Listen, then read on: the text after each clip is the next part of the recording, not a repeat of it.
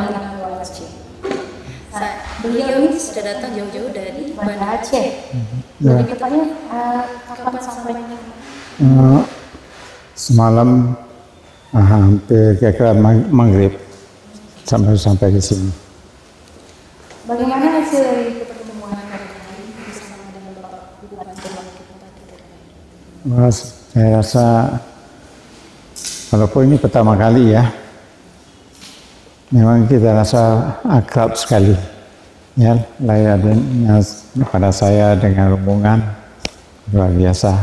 Saya cukup senang, berkesan sekali. Ya.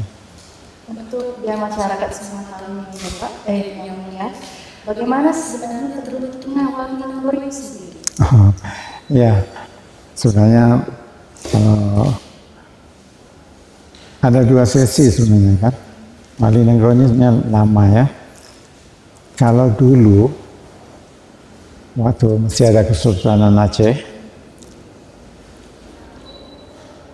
dan sampai waktu perang dengan Belanda kan, di waktu itu di Aceh adalah Kesultanan kan. Lagi pada waktu perang dengan Belanda, waktu itu Sultan Aceh yang terakhir, Sultan Muhammad Daud Shah, dia masih kecil lagi, kira-kira 14 tahun. Dengan keadaan perang begitu, beliau dapat ditawan lah oleh Belanda begitu ya. Dan dengan itu kan tidak bisa, dengan umumnya begitu kan tidak bisa mengambil satu keputusan apa ya.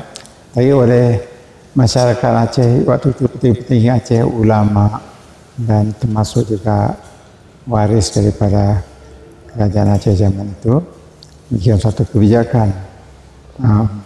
Kita mengangkat Wali Nangro, Wali Mantan. Yaitu dipilihnya Tengku Cik Ditiro Muhammad Saman. Beliau adalah seorang ulama karismatik di daerah Pidi zaman itu ya. Kampungnya itu Tiro kan. Jadi dengan itu diberinya kuasa sebagai, mereka tadi waktu itu sebagai pemangku kerajaan gitu ya, dengan menjalankan terus peperangan Aceh dengan Belanda yang atas nama Sultan lah gitu ya. Jadi itunya sudah terjadi, dan cap mohor, cap sekurung itu kan diserahkan kepada beliau, itu kan cap kerajaan Aceh itu ya. Jadi beliau menjalankan tugasnya menggempeng rakyat Aceh untuk terus melawan dengan Belanda gitu. Dan itu kita sekali bangsa Aceh zaman itu. Jadi walaupun Sultan yang masih kecil itu ditangkap oleh Belanda, Sultan itu di waktu itu sudah tidak ada lagi kuasa sebagai raja ya, dan tidak bisa bikin surat perjanjian apa-apa dengan Belanda, bahwa penyerahan Aceh terhadap Belanda, tidak bisa, karena dia selain daripada kecil, dia punya kekuasaan itu sudah diserahkan kepada pengikut Ditiro. Gitu. Dan sampai sekarang juga dalam historisnya Aceh tidak ada pernah pemimpin Aceh tidak ada pernah bikin suatu surat perjanjian apapun dengan Belanda ya. Itu yang kejadian dari luar biasa.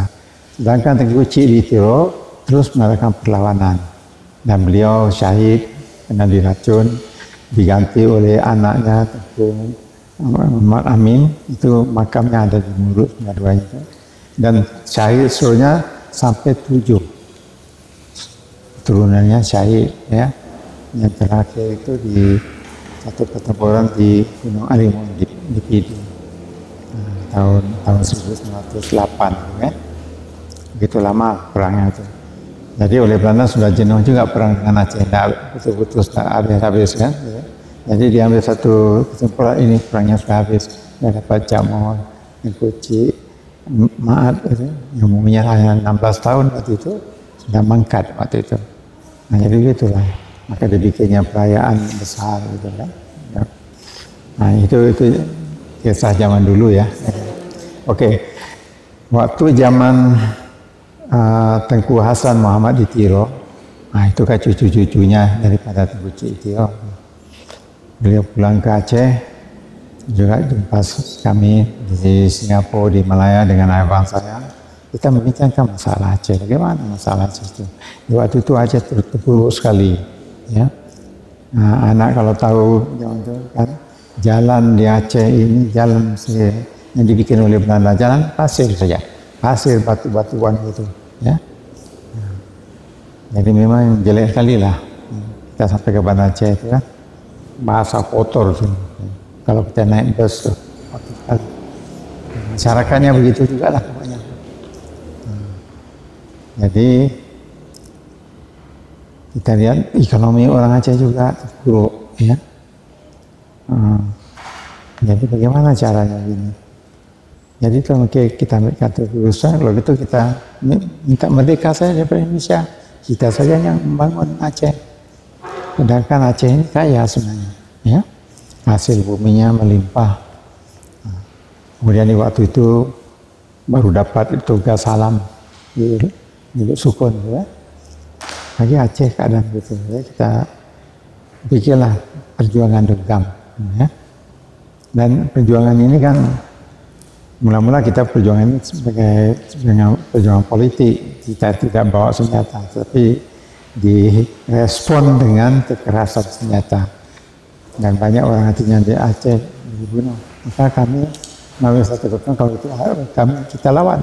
Maka kita yang mencari senjata, membeli senjata, dan terus kita melawan. Dan jadi perangan itu panjang, 30 tahun. Ya. Akhirnya, di waktu itu, Tengku Hasan Muhammad memproklamir Aceh Merdeka, beliau menjadi Wali Nanggo. Menyambunglah Wali Nanggo. Di dalam hal itu beliau yang ke-9, yang ke-8, ke-8.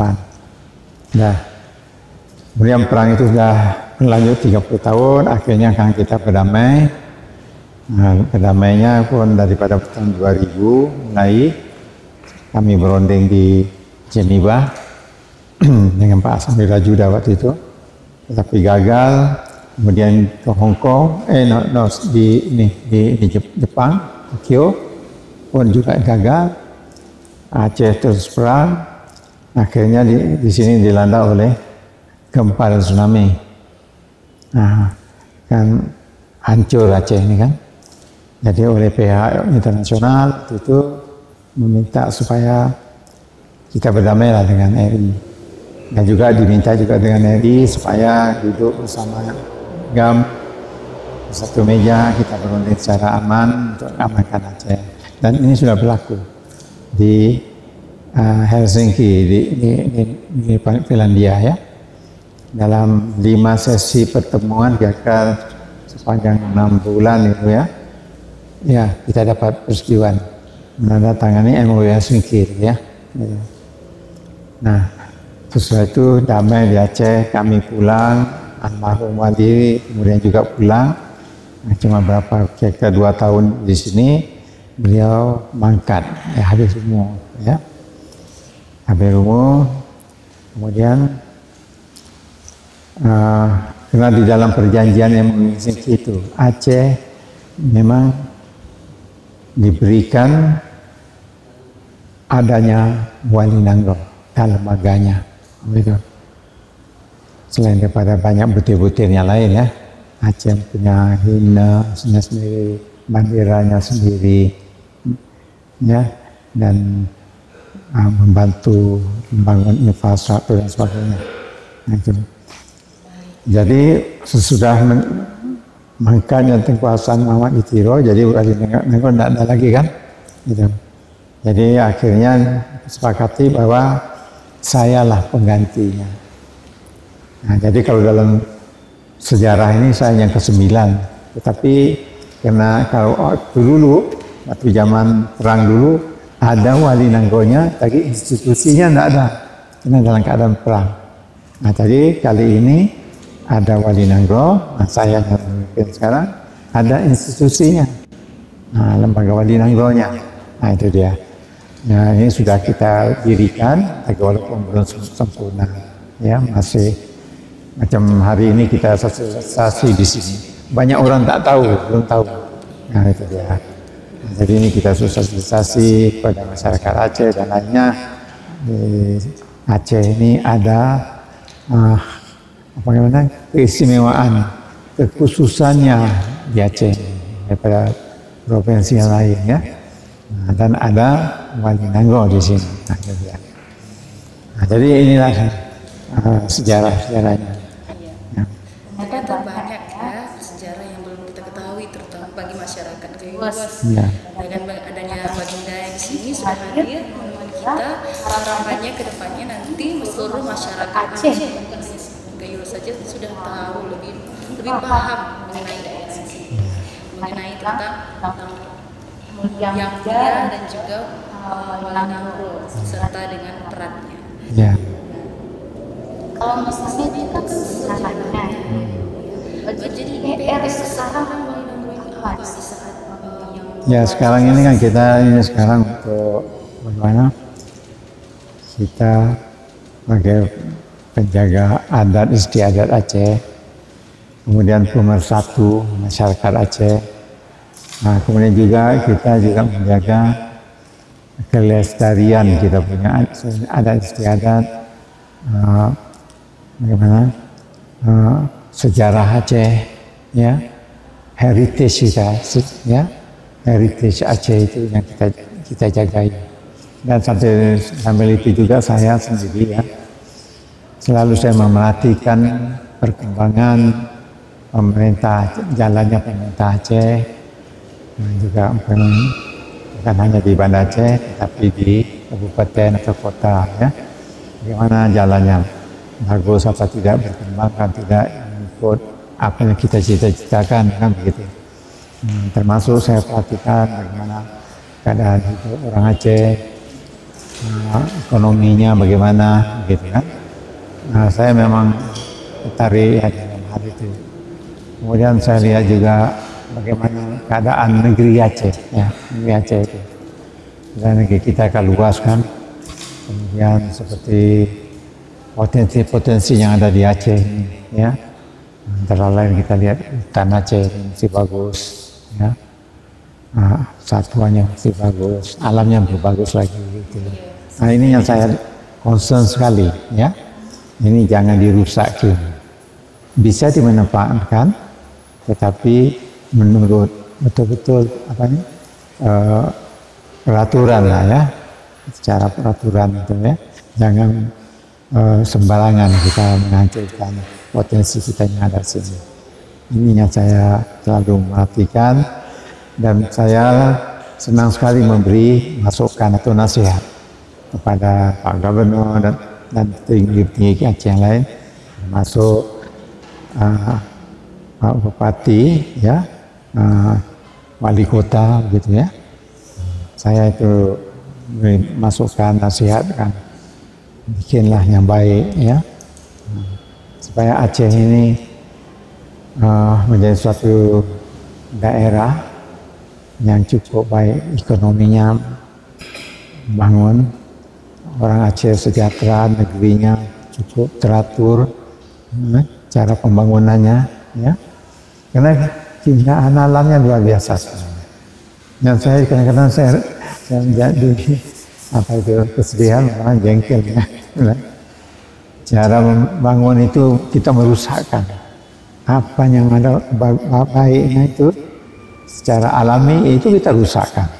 Kita membangun pun juga tidak sempurna. Umpama kita lihat di sepanjang jalan, di mana Aceh, pembangunan rumahan masyarakat ataupun jalan, kan? Mulanya bagus, tetapi akhirnya dalam perkembangan jadi semeraut. Nah itu dia, itu jadi saya juga bingung juga, ya kenapa begini? Seharusnya jangan begitu. Nah, jadi kita harus membangun betul-betul menurut SOP-nya itu ya, peraturan-peraturan itu RT RW-nya itu ya. Sudah kan kami sudah susun waktu itu, waktu pulang di sini, saya dengan tim ada tim tajam termasuk Dr. Rafiq, ya, kami menyusun RT RW di Aceh. Saya rasa itu yang terbaik di Indonesia. Nah itu dia. Tapi yang sayangnya tidak diikutin. Nah, akhirnya kita lihat pembangunannya ada, tetapi hasilnya semrawut. Nah ini jadi masalah juga, ya. Jadi bagi saya rasa aduh sedih sekali saya. Negerinya begini indah, alamnya indah, ya.